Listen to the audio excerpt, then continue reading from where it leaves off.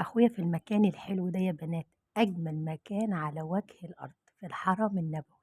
ادعوا له يرجع بالسلامة، وأنا من قلبي بتمنى لكل الأمة الإسلامية تنول قلبها يرتاح كده وعينها تنور بزيارة النبي عليه أفضل الصلاة والسلام. بتمنى لكل الناس، لكل الشباب، لكل الأمهات، لكل الأبهات، لكل الناس كلها يروحوا يعملوا عمرة أو حج اللي يقدروا عليه.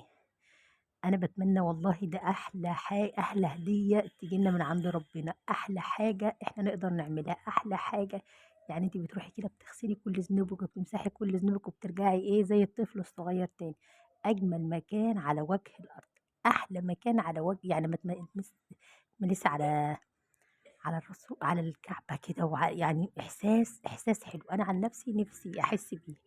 أنا حاسة كده بس يعني ما جربتوش، بس باتمنى إن أنا أجربه وإن أنتم تجربوه.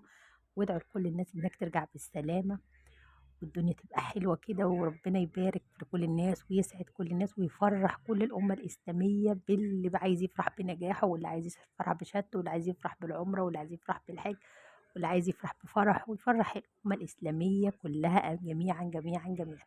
مستنياكم تنوروني في القناة وتفعلوا الجرس وتقولوا لي المواقف بتعجبكم ولا ما بتعجبكوش، والحكاوي اللي بحكيها بتعجبكم ولا ما بتعجبكوش. مستنياكم تنوروني وتشرفوني وعايزة تعليقاتكم.